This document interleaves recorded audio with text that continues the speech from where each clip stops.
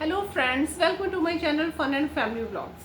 25 जुलाई सन 2026 दिन शनिवार और तिथि है आषाढ़ मास की शुक्ल पक्ष की एकादशी। एकादशी का महत्व हम सभी जानते हैं, लेकिन एकादशी के व्रत कब से शुरू हुए और किस प्रकार से शुरू हुए, सबसे पहले इसके बारे में किसने पूछा। मैं आपको एकादशी महात्म्य की जो ये हमारी सीरीज बनने वाली है, इसमें मैं आपको बताने जा रही हूँ। आप आज की वीडियो को ध्यान से देखिएगा। तो सबसे पहले श्री सूत जी महाराज शौनक आदि 88,000 ऋषियों से बोले, हे महर्षियों, एक वर्ष के अंदर 12 एकादशी होती हैं और इस प्रकार से एक साल के अंदर 24 एकादशियां होती हैं। लेकिन जिस महीने अधिक मास पड़ता है उस महीने 2 एकादशियां एक्स्ट्रा होने की वजह से 26 यानी कि 26 एकादशियां हो जाती हैं। हर एकादशी का अपना नाम और उसके व्रत का अपना ही फल और महात्म्य होता है। तो इस प्रकार से आषाढ़ मास की शुक्ल पक्ष की एकादशी के बारे में अब हम जानने जा रहे हैं, जो कि 25 जुलाई दिन शनिवार को पड़ रही है। तो सबसे पहले युधिष्ठिर जी ने पूछा, हे भगवान, आषाढ़ मास की शुक्ल पक्ष की एकादशी का क्या नाम है और उस दिन कौन से देवता की पूजा होती है और उस दिन इस व्रत को रखने की क्या विधि है। श्री कृष्ण भगवान बोले, राजन, एक समय नारद जी ने ब्रह्मा जी से यही प्रश्न किया था। ब्रह्मा जी बोले, नारद, इस एकादशी का नाम पद्मा एकादशी है। इसका व्रत करने से विष्णु भगवान प्रसन्न होते हैं और मैं एक पौराणिक कथा कहता हूँ, ध्यानपूर्वक सुनिए। और सूर्यवंशी मंधाता की कथा उन्होंने सुनाई। इस प्रकार सूर्यवंशी मंधाता नाम का एक राजर्षि था। एक समय उस राजा के राज्य में 3 साल तक लगातार वर्षा नहीं हुई और इस कारण उसके राज्य में अकाल पड़ गया। और जब अकाल पड़ा तो प्रजा अन्न की कमी के कारण दुखी व बेचैन रहने लगी। एक दिन प्रजा राजा के पास जाकर प्रार्थना करने लगी, राजन, समस्त विश्व की सृष्टि का मुख्य कारण वर्षा है। इसी वर्षा के अभाव से राज्य में अकाल पड़ गया है और अकाल से प्रजा मर रही है। हे राजन, आप कोई ऐसा उपाय बताइए जिससे हम सबके दुख दूर हों। राजा मंधाता बोला, आप लोग ठीक कह रहे हैं, वर्षा से ही अन्न उत्पन्न होता है। वर्षा न होने के कारण ही प्रजा को दुख भोगना पड़ता है। मैं बहुत सोच विचार कर रहा हूँ, फिर भी मुझे कोई अपना दोष दिखाई नहीं दे रहा है। मैं आप लोगों के दुख को दूर करने के लिए कुछ यत्न कर रहा हूँ। ऐसा कहकर राजा मंधाता भगवान की पूजा कर कुछ मुख्य आदमियों को अपने साथ लेकर वन को चले गए और वहां पर जाकर ऋषियों के आश्रम में घूमते घूमते अंत में ब्रह्मा के पुत्र अंगिरा ऋषि के पास जा पहुंचे। ऋषि ने पूछा, राजन, आप कुशल पूर्वक तो हैं, आप इस स्थान पर कैसे आए हैं, सो कहिए।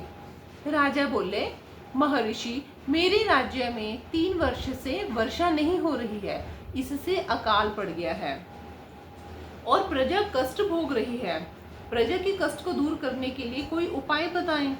ऋषि बोले, राजन, यह सतयुग सब युगों में श्रेष्ठ है। इसमें धर्म के चारों चरण सम्मिलित हैं, अर्थात इस युग में धर्म की सबसे अधिक उन्नति होती है। इस युग में ब्राह्मणों का तपस्या करना तथा वेद पढ़ना ही मुख्य अधिकार है, परंतु आपके राज्य में एक शूद्र इस युग में तपस्या कर रहा है। इस दोष के कारण आपके राज्य में वर्षा नहीं हो रही है।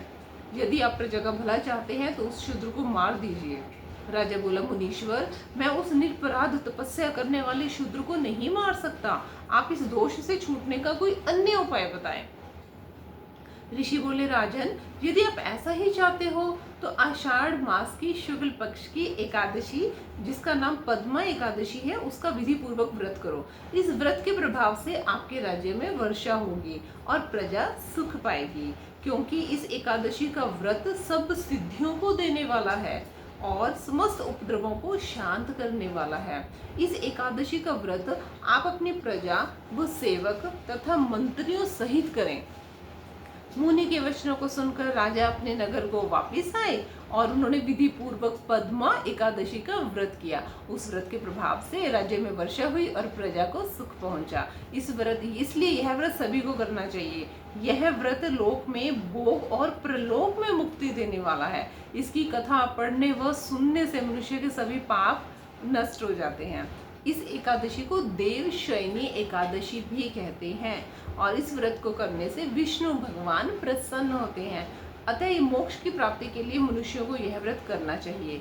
चातुर्मास व्रत भी इसी एकादशी के व्रत से शुरू किया जाता है। और इस कथा का सार क्या है? अगर अपनी किसी भी समस्या से छुटकारा पाने के लिए दूसरे का अहित नहीं करना चाहिए, अपनी शक्ति से भगवान पर पूरी श्रद्धा और आस्था रखकर संतों के कथानुसार सत्कर्म करने से बड़ी बड़ी विपदाओं से छुटकारा मिल जाता है। तो इस प्रकार राजा की जो प्रजा दुख भोग रही थी और राजा ने उसका बड़ा ही सुंदर सा एक हल ढूंढा, जबकि उसे हल बताया गया था कि जो भी तपस्या कर रहा है उसको तपस्या करने का हक नहीं है, कि आप उसे मार दो।